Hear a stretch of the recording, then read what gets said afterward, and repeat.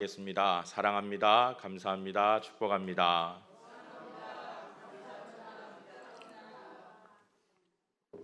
주님의 사랑과 은혜가 우리 가운데 충만히 갈 줄 믿습니다. 우리 같이 잠시 기도하고 말씀 나누겠습니다.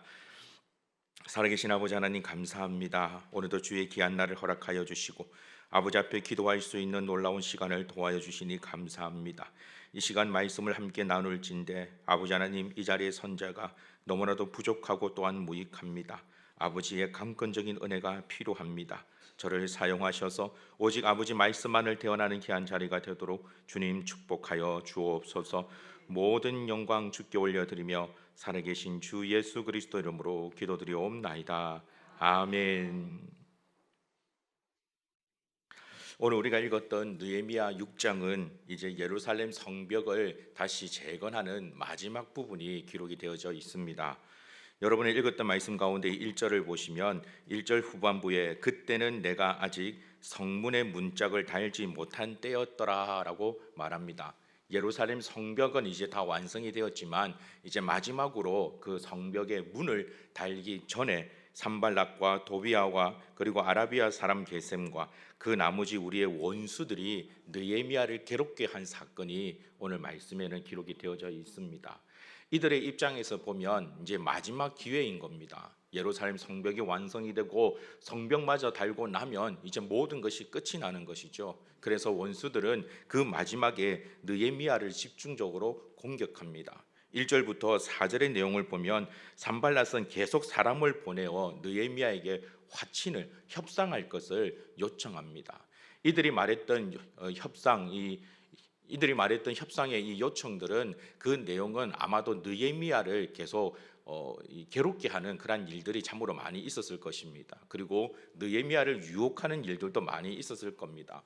왜 굳이 그 일을 하려고 하느냐? 우리가 너희들에게 이러이러한 보상을 줄 테니까 그 일을 그만두라라면서 계속 느헤미야를 깨웠을 겁니다. 그리고 그 속셈은 느헤미야가 그렇게 내려오면 느헤미야를 죽이기를 원했던 산발락과 또 그 원수들의 계략이었습니다. 그런데 느헤미야는 그들의 게임에 빠지지 않고 계속해서 성전을 마무리하는 일들, 성벽의 문을 마무리하는 일들에 집중합니다. 그랬더니 이 산발랏은 5절부터 이 9절 내용을 보면 이 산발랏이 이 계략을 세워서 느헤미야에게 편지를 보내는데 그 편지는 너가 지금 모반을 하고 있는 이 일들이 바벨론 왕에게도 전달이 되었다라는 내용을 썼습니다. 그런데 이 편지가 5절에 보면 그 종자의 손에 봉하지 않은 편지를 들려 내게 보냈다라고 말합니다.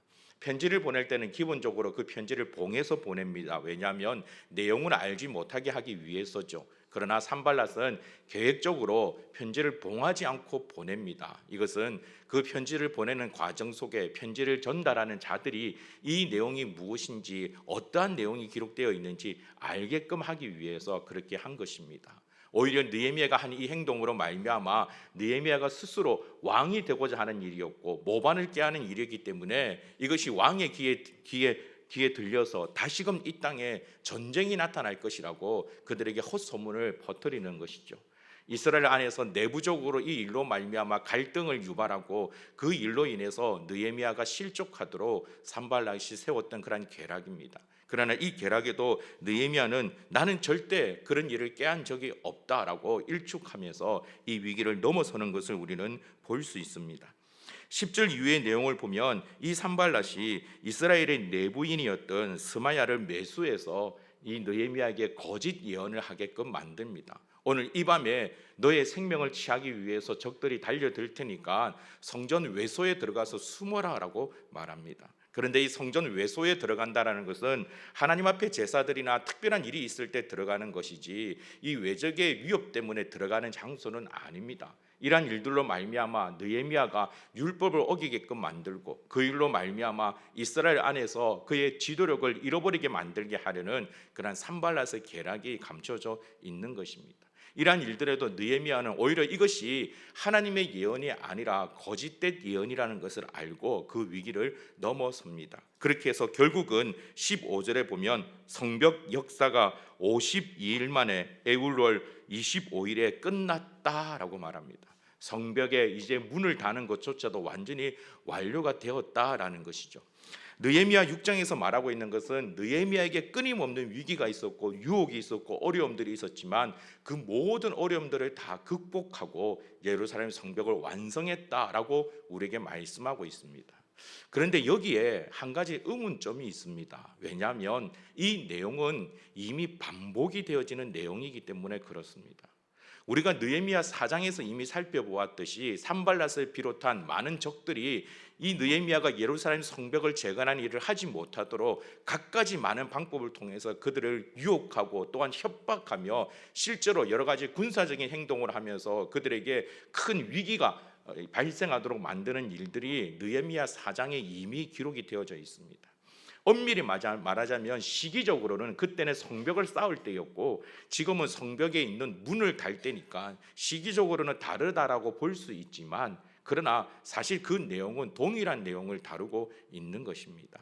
게다가 여러분 느헤미야 7장에 17절 이후에 기록되어 있는 내용을 보면 이 내용은 시기적으로 성문을 달 때 일어난 일들이 아니라 느헤미야가 예루살렘 성벽을 재건하는 그 일들이 일어난 가운데 산발랏은 이스라엘 귀족들과 함께 연합해서 느헤미야를 넘어뜨리기 위한 여러 가지 많은 계략을 꾀했다라고 성경은 우리에게 말하고 있습니다. 그러니 느헤미야 6장에서 말하고 있는 중심 내용은 느헤미야에게 참 많은 위기가 있었고 어려움이 있었고 여러 가지 많은 협박이 있었지만 그 모든 협박을 다 이겨냈다라는 내용을 말씀하고 있는 것인데 사실 이 내용이 느헤미야 4장에 있는 내용과도 많이 중복이 되어진다는 겁니다. 그렇다면 왜 그 중복이 되어지는 내용을 느헤미야 6장이라는 한 장에 걸쳐서 소개하고 있는 걸까요? 사실 느헤미야 6장에서 성경이 우리에게 말씀하고 있는 핵심은 바로 16절에 기록되어 있습니다. 여러분 우리 16절 말씀 같이 한번 읽도록 하겠습니다. 우리의 모든 대적과 주위에 있는 이방 족속들이 이를 듣고 다 두려워하여 크게 낙담하였으니 그들이 우리 하나님께서 이 역사를 이루신 것을 알미니라. 느헤미야 6장은 바로 이 16절의 이 말씀을 우리에게 소개하기 위해서 알려주기 위해서 기록되어 있는 성경입니다. 그렇다면 16절에서 말씀하고 있는 그 의미는 과연 무엇일까요? 저는 느헤미야 6장을 묵상하면서 또 준비하면서 생각이 난 친구가 한 명이 있습니다. 약 10년 전에 제가 가르쳤던 중고등부 제자였는데 그 친구는 그 당시에 고등학교 1학년 여학생이었습니다. 고등학교 또한 여고에 다니는 여학생이라고 해서 우리가 흔히 이 여학생에 대한 낭만이 있을 수 있지만 참 이 친구는 입에 담기도 힘들 정도로 여학생임에도 불구하고 3초 이상 얼굴을 쳐다보기 힘든 그런 외모를 가진 친구였습니다. 참 험하게 생겼습니다. 어떻게 그렇게 자유분방하게 생길 수가 있는지. 게다가 몸매도 참 이 여자들이 부러워하는 그런 몸매가 아니라 가장 기피의 대상이 되어지는 일명 항아리 몸매라고 얘기를 하죠. 그런 몸매를 가지고 있었습니다. 반에서 많은 사람들에게 이 인기를 끌고 있는 그런 소위 요즘 말로 이야기하는 인싸가 아니라 아웃사이더였습니다. 좀 무시되는 그런 친구였습니다. 그런데 어느 날 이 친구가 저와 함께 예배를 드리다가 말씀에 도전을 받았습니다. 그때 주제가 우리가 하나님 믿는 사람이면 하나님 믿는 것을 티내자. 우리가 할 수 있는 게 뭐가 있을까? 내일 학교에 가면 교실 문을 열고 들어서자마자 나는 예수님 믿는다. 나는 교회 다니다라고 크게 한번 선포해보자. 그리고 교회 다니는 사람이기 때문에 예수님 믿는 사람이기 때문에 자리에 앉자마자 기도하고 하루를 시작하기 전에 성경을 한 장을 읽고 정말 예수 믿는 사람처럼 우리가 한번 살아보자라고 말씀을 전했는데 이 친구가 그 말씀에 도전을 받았습니다. 그래서 그 다음날 월요일 학교에 가자마자 교실 문을 드르륵 열고 크게 외쳤습니다. 얘들아, 나 교회 다녀. 나 예수님 믿는 사람이야 라고 외쳤습니다. 어떤 일이 있었을까요? 아무런 일이 없었습니다. 아이들의 반응이 그래서 왜? 뭔데? 이런 반응이었습니다. 참 이 싸늘한 분위기 속에 이 아이가 자리에 앉자마자 가장 먼저 기도를 하고 그리고 성경을 펼쳐놓고 약속했던 대로 하루에 한 장씩 성경을 읽기 시작했습니다. 그걸 하루가 가고 이틀이 가고 일주일이 가고 무려 석 달 동안 그 일을 했습니다. 사실 교회 다니는 친구들 가운데 급식을 받을 때 기도하는 친구들이 잘 없습니다. 다양한 방법들이 있죠. 그냥 눈을 감았다 떠는 친구들도 있고 어떤 친구는 기도는 해야 되겠는데 친구들 눈치가 보이니까 일부러 숟가락을 떨어뜨렸다가 숟가락 접는 그 짧은 시간에 예수님 이름으로 기도합니다. 아멘 하고 기도하는 친구도 있답니다. 그런데 이 친구는 그날부터 급식 먹을 때마다 정말 소리 내어서 하나님 앞에 정확하게 감사의 기도를 드리고 식사를 했습니다. 그렇게 약 서너 달이 지났다라고 합니다. 이 아이에게 재미있는 일이 한 가지 생겼습니다. 어느 날 한 친구가 갑자기 이 친구를 부르면서 하는 이야기가, 내가 지갑을 잃어버렸는데 아무리 찾아봐도 지갑이 없다. 근데 너 교회 다니는 사람이니까, 예수님 믿는 사람이니까 내가 지갑을 찾을 수 있도록 기도 좀 해주면 안 되겠니? 라고 얘기했습니다. 그래서 이 친구가 알았어, 내가 기도해 줄게 라고 했는데, 그날 오후에 이 친구가 지갑을 찾은 겁니다. 신기한 일이 벌어졌습니다. 그래서 또 다른 친구가 와서 기도 부탁을 했습니다. 있잖아, 내일이면 그날이잖아. 여러분, 그날이 뭔지 아시겠습니까? 성적표가 날아오는 날입니다. 내일이면 그날이잖아. 내가 살아남을 수 있도록 나를 위해서 좀 기도해 주렴 라고 부탁을 했습니다. 그래, 알았어, 내가 기도해 줄게 라고 했는데, 기도했더니 아빠 엄마가 성적표를 보고 대노할 거라고 생각했는데 오히려 그렇지 않고 치킨을 사주면서 다음번에는 잘해, 열심히 해 라고 격려를 해준다는 겁니다. 그 소문이 그 학급 내에서 퍼지기 시작했습니다. 야, 저 친구가 기도하면 다 응답이 된다? 저 친구가 하는 일들이 보니 참 신기해. 교회 다닌다는데, 예수님 믿는다는데 진짜 예수님이라는 그 분이 계신 것 같아 라는 소문이 그 반에 퍼지기 시작했습니다. 그해 가을에 새 친구 초청 주일을 했는데, 이 친구가 꽤 많은 친구들을 교회로 데리고 왔습니다. 근데 그 친구들이 하는 말이 참 놀랍습니다. 전도되어 온 친구들이 어떻게 왔니? 라고 물어보면 하는 말이, 이 친구가 교회 다닌다고 얘기했는데, 예수님 믿는다고 얘기했는데, 그러고 난 뒤 보니까 우리하고 살아가는 생활들이 달랐어요. 욕도 잘하지도 않고 늘 기도하고 성경 읽고 하는 모습들을 보면서 우리가 생각할 때, 야, 정말 하나님이 살아계신 것 같다, 하나님이 계신 것 같다, 예수님이 실제로 존재하는 것 같아 라는 얘기가 그 반에 퍼졌어. 이 친구가 교회 가자라고 전도하니까 너도 나도 할 거 없이, 그래 나도 갈게 라고 하면서 전도되어 왔다라는 겁니다. 여러분, 이 16절에서 얘기하고 있는 내용이 바로 이와 같은 겁니다. 느헤미야가 하나님 말씀에 순종해서 그 모든 어려움과 위기와 유혹 가운데 하나님 말씀을 붙잡고 그 일을 묵묵히 해냈을 때, 결국 많은 사람들이 야, 느헤미야 정말 대단하네, 정말 놀라운 지도자가 왔네, 예전에 총독과는 다른 사람이 왔구나 라고 하는 것이 아니라, 여러분 다시 16절을 자세히 보십시오. 이 16절에는 느헤미야라는 단어가 등장하지 않습니다. 오히려 그들이 우리 하나님께서 이 역사를 이루신 것을 알미니라. 사랑하는 성도 여러분, 여러분 가운데 이와 같은 역사가 나타나기를 주님의 이름으로 축복합니다. 세상 사람들은 자기의 이름을 드러내기 위해서 삽니다. 이런 얘기도 있죠. 호랑이는 죽어서 가죽을 남기고 사람은 죽어서 이름을 남긴다라고 합니다. 그럼 여러분, 성도는 과연 무엇을 남겨야 할까요? 성도는 하나님의 영광을 남겨야 될 줄 믿습니다. 우리가 이 땅에서 어렵고 힘들지라도, 정말 많은 괴로움과 정말 많은 아픔과 정말 많은 유혹거리가 있다 할지라도, 사실 우리가 살아가는 삶들이 그렇지 않습니까? 잠깐 눈 한 번 지그시 감으면 더 많은 것들을 누릴 수 있습니다. 눈 한 번 지그시 감고 불법을 행하면 더 많은 것들을 취할 수 있습니다. 그러나 우리가 하나님을 믿기 때문에, 우리가 예수 그리스도를 믿기 때문에 때때로는 많은 손해를 본다 할지라도 묵묵히 성도의 길을, 그 길을 걸어갈 때 결국 세상은 우리로 말미암아 하나님을 인정하게 될 줄 믿습니다. 오늘 느헤미야 6장에서 말씀하고 있는 가장 중요한 핵심이 바로 여기에 있습니다. 느헤미야도 잠시 눈 한번 감으면 많은 부귀 영화를 누릴 수 있는 자리에 있었습니다. 그 당시에 있었던 이스라엘 귀족들과 함께 정말 많은 것들을 누리며 살아갈 수 있었습니다. 그러나 느헤미야는 그렇게 하지 않았습니다. 그의 마음에는 하나님이 가득 차 있었고, 하나님의 뜻이 가득 차 있었고, 하나님의 그 일을 이루기 위해서 느헤미야는 묵묵히 그 일을 걸어갔습니다. 아마도 많은 사람들이 느헤미야를 비방했을 것입니다. 이 당시 산발랏으로부터 매수되었던 이스라엘 많은 귀족들이 자신의 기득권을 유지하기 위해서 오히려 느헤미야를 많이 비방했을 겁니다. 그렇게 살아가서는 안 된다라며 욕했을 것입니다. 이 세상은 그렇게 살아가는 것이 아니다라고 얘기했을 것입니다. 마치 여러분들이 여러분의 친구들로부터, 여러분의 직장 동료로부터 많이 듣는 얘기처럼 인생은 그렇게 살아가는 것이 아니야라는 소리를 참 많이 들었을 것입니다. 그러나 여러분, 느헤미야가 선택한 그 길이 올바른 길이었다는 것을 이 느헤미야 6장은 우리에게 말씀하고 있습니다.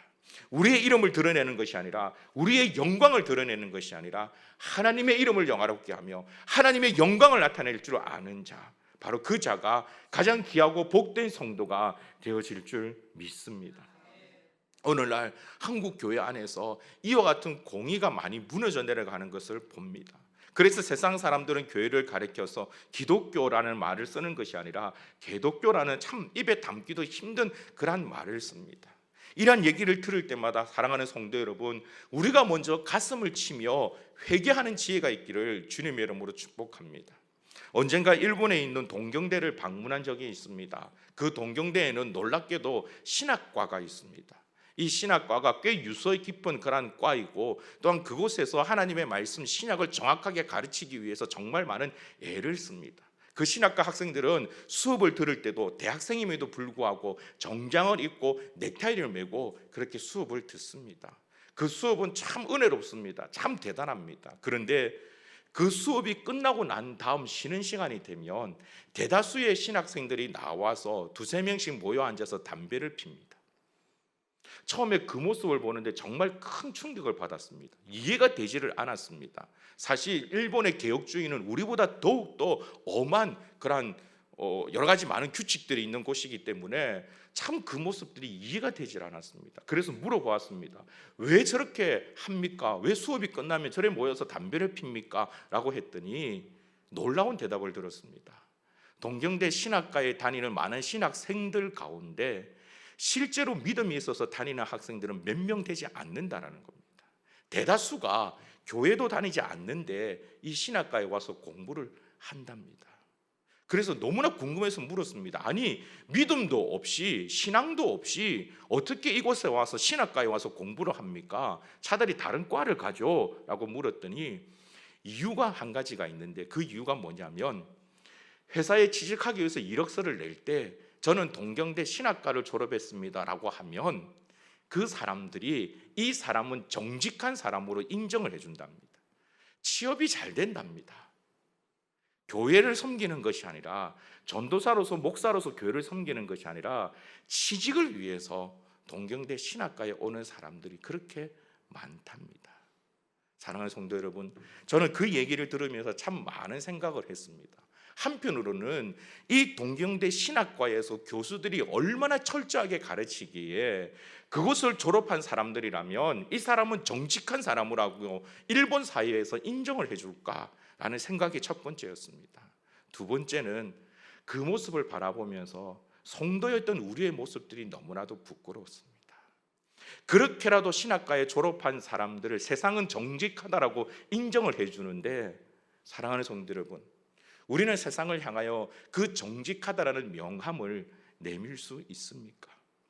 세상 사람들이 우리를 향하여 바라보면서 저분은 미랄교회에 다니는 집사님이니까, 미랄교회에 다니는 성도니까 믿을 수 있어, 신뢰할 수 있어. 우리는 그런 얘기들을 듣고 있습니까? 사랑하는 성도 여러분, 만약에 우리의 삶이 그렇지 않다면 지금이라도 하나님 앞에 정직하게 우리의 부족한 모습들을 고백하며 다시 한 번 더 성도로서 올바른 모습을 회복할 수 있는 저와 여러분이 될 수 있기를 주님의 이름으로 축복합니다. 예수 믿는 사람은 달라야 합니다. 교회 다니는 사람은 달라야 합니다. 우리가 정말 예수 그리스도를 믿는다면 우리의 진짜 고백이 달라야만 합니다. 우리가 살아가는 삶의 모습들이 달라야만 합니다. 신앙을 갖고 있기 때문에, 예수 그리스도를 믿는 믿음이 있기 때문에 세상과는 구별된 삶을 살아가야만 합니다. 성경에서 말하고 있는 거룩이 바로 그것입니다. 세상과는 다르다라는 것입니다. 세상에서 말하고 있는 것과는 다르다라는 것입니다. 그런 다름이 우리 가운데 더욱더 풍성해질 수 있기를 주님의 이름으로 축복합니다. 많은 사람들이 저 미랄교회에 다니는 성도라면 그 사람은 믿을 수 있다, 신뢰할 수 있다, 다른 어떠한 소리가 없다 할지라도 이 사람이 미랄교회에 다니는 성도라면 그는 정말 믿을 수 있다라고 신뢰할 수 있는 그런 우리 교회가 될 수 있기를 주님의 이름으로 축복합니다. 우리는 이 땅의 예수 그리스도의 향기입니다. 주님께서 말씀하시기를 너희가 이 땅의 빛이요 소금이라고 말씀하셨습니다. 그것이 우리가 살아가야 되는 삶의 모습입니다. 내가 신앙생활을 한 지 10년이 가고 20년이 가고 30년이 가고 많은 세월이 지났음에도 불구하고 여전히 나의 모습이 변화가 없다. 그건 여러분 올바른 신앙의 모습이 아닙니다. 시간이 지나면 지날수록 기도의 깊이가 더해지고 믿음의 깊이가 더해지고 하나님을 사랑하는 마음이 더해져서 우리의 모습이 나도 모르게 예수 그리스도를 닮아가는 그러한 모습들이 올바른 신앙의 모습일 줄 믿습니다. 그런 모습들이 저와 여러분 가운데 넘치기를 주님의 이름으로 축복합니다. 지금이라도 우리는 그 길을 걸어가야만 합니다. 지금 이 자리에 함께 예배드리고 있는 우리 중고등부 친구들이나 대학 청년부들에게 더 이 말씀을 권면하고 싶습니다. 우리가 살아가는 삶의 모습들은 달라야만 합니다. 우리가 걸어가는 그 걸음은 달라야만 합니다. 예수 그리스도 때문에 다른 걸음을 걸어갈 줄 아는 자, 곧 그 자가 하나님으로부터 인정받으며 이 땅에서 위대하게 쓰임받는 믿음의 백성이 되어질 줄 믿습니다. 단 한 명의 그리스도인이 세상을 바꿉니다. 단 한 명의 그리스도인이 이 땅을 뒤집어 놓을 수 있습니다. 우리가 그러한 역할을 감당하며 나아갈 때 이 남양동이, 이 창원이, 이 대한민국이, 이 세상이 하나님의 은혜 가운데 놀랍게 달라질 줄 믿습니다. 사랑하는 성도 여러분, 여러분들에게 다시 한 번 더 16절의 말씀을 드립니다. 우리의 모든 대적과 주위에 있는 이방 족속들이 이를 듣고 다 두려워하여 크게 낙담하였으니 그들이 우리의 하나님께서 이 역사를 이루신 것을 알미니라. 저와 여러분의 걸음으로 말미암아, 우리의 삶의 모습으로 말미암아 우리 주변에 있는 모든 대적들이 두려워하는 역사가 나타날 수 있기를 간절히 소망합니다. 저 교회는 하나님이 함께 하시는 교회다라는 이 놀라운 칭찬을 듣는 은혜가 저와 여러분 가운데 있기를 간절히 소망합니다. 이 일을 위하여 함께 기도하며 이 일을 위하여 함께 하나님 앞에 나아가며 이 일을 함께 이룰 수 있는 우리 모든 미랄의 공동체가 되시길 주님의 이름으로 축복합니다.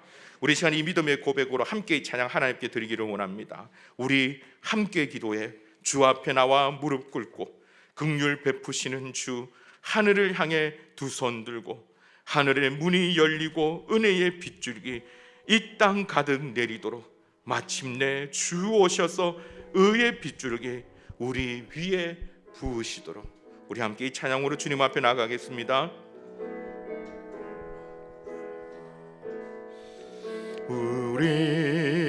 우리 함께 기도해 주 앞에 나와 무릎 꿇고 긍휼 베푸시는 주, 하늘을 향해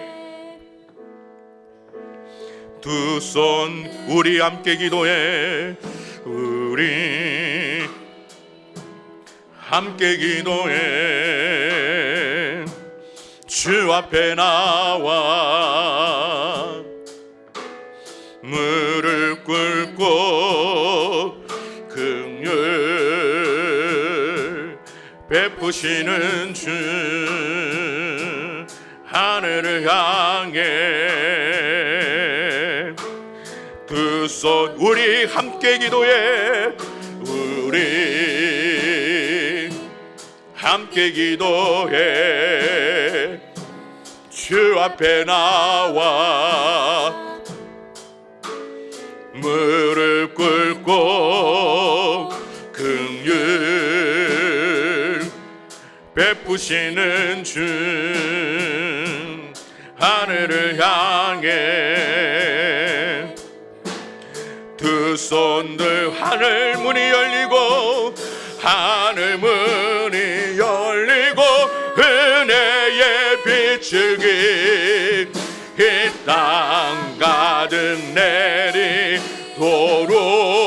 내리도록 마침내 주 오셔서 의의 빗줄기 우리 위에 부으신 하늘 문이 열리고 하늘 문이 열리고 은혜의 이 땅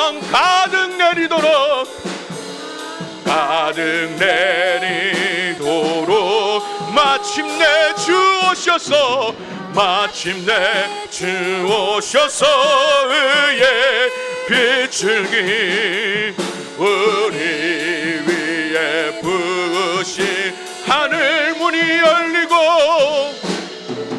하늘 문이 열리고 은혜의 빛줄기 이 땅 가득